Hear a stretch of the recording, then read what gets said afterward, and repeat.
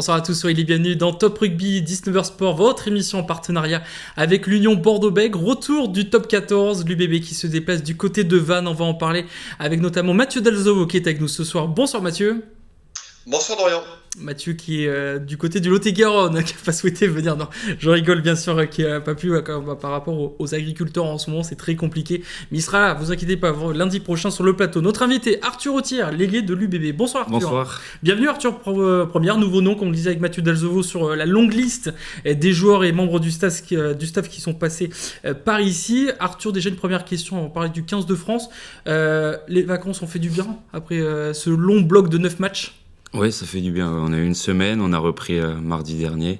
Donc, une coupure de 9 jours total. Donc, ça a vraiment fait du bien. Reprise de l'entraînement, bien sûr, cette semaine avant ce déplacement à Vannes. On en parlera dans quelques instants. Parlons du 15 de France qui a battu la Nouvelle-Zélande, à hauteur notamment de 3 essais en 2 matchs. Louis Bielbarré, l'équipe de France qui a battu la Nouvelle-Zélande 30 à 29. On en parlait, vous avez connu notamment 2 joueurs qui sont en explosion en ce moment. C'est Paul Boudin du côté de La Rochelle et Louis Bielbarré du côté de Bordeaux-Bègles. 3 essais en 2 matchs. Qu'est-ce que vous pensez de leur prestation ? Alors, Loulou, on sait qu'il va très très vite. Donc, c'est vraiment un talent pur et qui va encore amener beaucoup de choses à l'équipe de France. Paul Boudin, j'ai connu quand il commençait. Donc, il a mis un peu de temps, mais il était déjà très très costaud. Et aujourd'hui, je pense que c'est son travail où il en est aujourd'hui. Qui, pour vous, a fait la différence en travers de l'équipe de France. On l'emporte d'un point, ça se joue à rien. Quel est le petit plus de l'équipe de France contre les Blacks samedi ? Et je pense qu'ils ont su faire le dos rond quand il fallait. Les Blacks, ils ont mis un gros rythme avec beaucoup de vitesse. Ils étaient très physiques. Et je pense qu'on a bien défendu. On arrivait à marquer des points quand même. En première mi-temps qui a été très compliqué. Et deuxième mi-temps, marquer sur leurs erreurs, sur leurs contres. Je pense que ça a été une très bonne chose. On parlait de Louis Bielbarré, mais il y a également un autre Bordelais qui a particulièrement brillé, c'est Romain Buros, première sélection, premier essai pour lui. Il attendait ce moment, c'est vrai que ça faisait 4 ans qu'il faisait des allers-retours avec le 15 de France. Enfin, il porte son maillot. Ouais, c'est très compliqué quand on fait les allers-retours. On est en même temps en équipe de France, mais pas trop, et en club, mais pas trop. Donc forcément, quand tu vois tout le monde, t'as envie de jouer. Et voilà, Bubu, il a su ronger son frein et montrer qu'il était là. Et aujourd'hui, ça lui a souri. Est-ce que vous avez connu ça, vous, au moment où vous faisiez les allers-retours avec le 15 de France? Comment on se moi, prépare ? c'était avant le Covid. Avant le Covid. 2019, 2020, ouais. Donc, c'est compliqué, mais mine de rien, c'est à peu près les mêmes semaines qu'on fait en équipe de France et en club. C'est juste retrouver un peu des automatismes en club quand on revient le vendredi à l'entraînement. Parlons du top 14, c'est l'actualité. On va regarder le programme et le classement pour se rafraîchir la mémoire. Vous avez fait 9 matchs, 6 victoires pour 3 défaites. Vous êtes deuxième avec 29 points derrière le Stade Toulousain. Les autres clubs, La Rochelle est 3e, Bayonne 4e et Pau, l'autre club de Nouvelle-Aquitaine, est 12e avec 15 points. On le disait, vous allez affronter Vannes ce samedi à 21h. Mathieu, on peut faire déjà un premier bilan de ce bloc de 9 matchs très intéressant pour l'UBB. Bah oui, effectivement, puisque le classement est là, les résultats sont là, on est meilleure attaque, alors on est 5e défense également, et l'air de rien, on est déjà au tiers du championnat. Alors Arthur, est-ce qu'avec l'ensemble du groupe, vous avez déjà fait un petit peu le bilan de ce premier bloc, si on le décompose en 3 grands blocs, quel bilan vous pouvez tirer de ce premier bloc de l'UBB ? C'est très très positif. On a fait de grosses performances à la maison avec des bonus, une grosse performance à Toulouse et un peu des matchs mitigés à l'extérieur pour le reste. Je pense qu'on aurait pu gagner quelques-uns des 3 matchs. Mais voilà, c'est toujours compliqué, c'est quand même positif. On a ramené quelques points et c'est ça qui est important. Je pense qu'il va falloir ramener quelques victoires de l'extérieur pour continuer à être dans les 2 premiers. Parmi les matchs dont vous parlez, justement, où ça se joue à rien, il y a peut-être ce match à Clermont. Alors, à la fin, ça se joue à rien, mais c'est vrai que finalement, vous avez quand même couru après le score tout le match. Il y a un point de bonus défensif à la fin. C'est le dernier match avant la coupure, la trêve. Qu'est-ce qu'il faut retenir de cette courte défaite au Michelin? C'est faire ce qu'on fait la semaine, ce qu'on travaille la semaine. Voilà, on n'a pas trop joué cette première mi-temps et au final, quand on joue, on arrive à marquer en enchaînant les temps de jeu. Donc voilà, c'est continuer là-dessus et après être meilleur sur nos premières mi-temps et surtout les premières 10 minutes. On va parler de vos 2 prochains matchs parce qu'il y a la Champions League qui va vite arriver. Ce sera Vannes et Montpellier. Vannes à l'extérieur, Montpellier à domicile. Comment vous abordez ces 2 rencontres face à 2 équipes de bas de tableau? Aucun match n'est facile, donc ça va être à Vannes, c'est très compliqué. Ils ont fait quand même de belles prestations. Donc ouais, ça va être costaud. Je pense qu'il va falloir qu'on défende bien et on verra, on travaille pour ça et on verra après le match, mais se donner les meilleurs moyens. Ça va être très intéressant ce match à la Rabine, Mathieu. C'est vrai que Lyon s'est cassé les dents là-bas à la Rabine. Il y a cette ambiance où le buteur doit tirer d'un calme, où il n'y a pas un bruit. Ouais. Ça peut être déstabilisant tout ça. Comme à l'entraînement, ouais, ça doit être compliqué.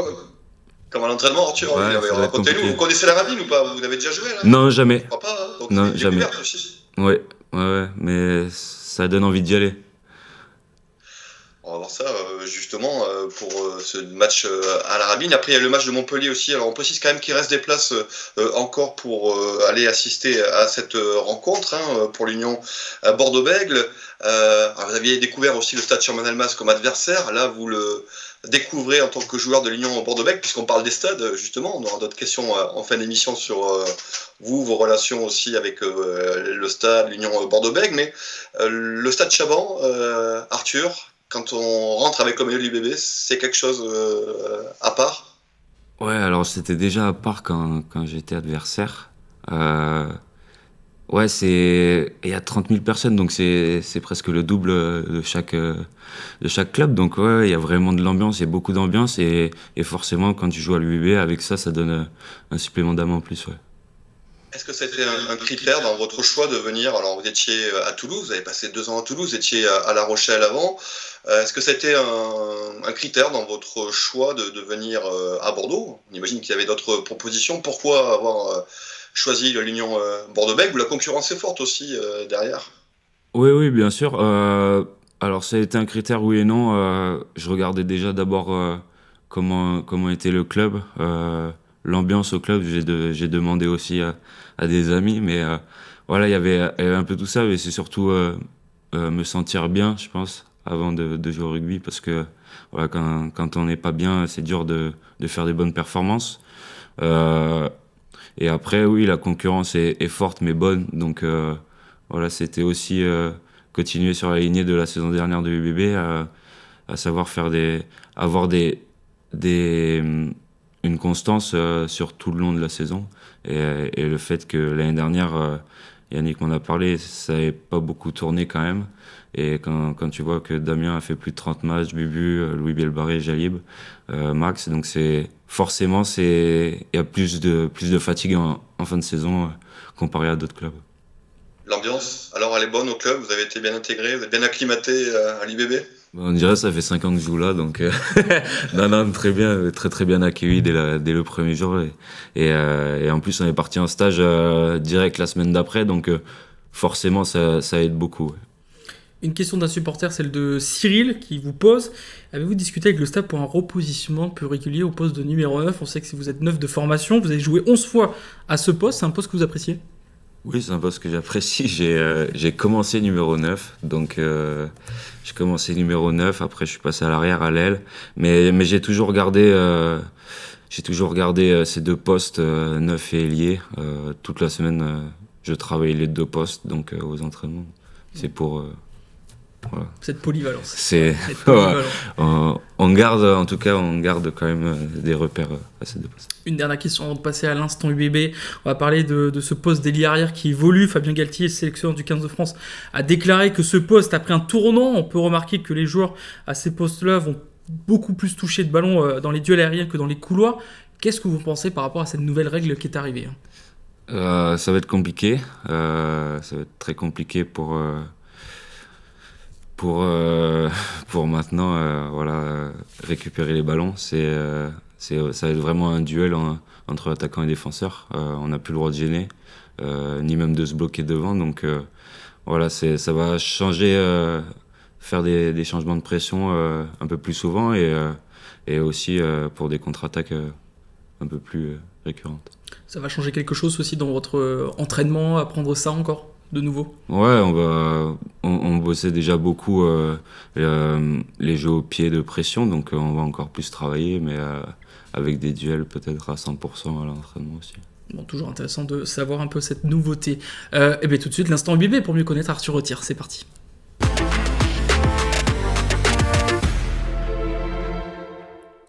L'instant UBB, c'est bien sûr le rendez-vous des supporters avec les joueurs, c'est pour mieux vous connaître avec des petites questions, ça va être fait bien sûr en alternant avec Mathieu. Okay. On va commencer déjà parce que vous venez de la Bourgogne, bien sûr, il y a toujours cette concurrence entre le vin, bien sûr, à consommer avec modération.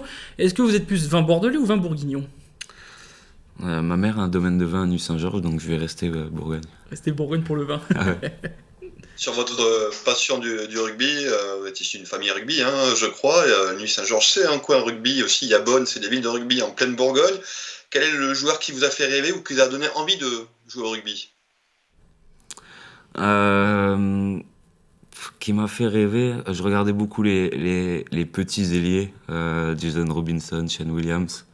Il y avait Joe Aplon à l'époque, et maintenant Chess Colby et RNC. Voilà, c'est les deux ailiers sud-africains.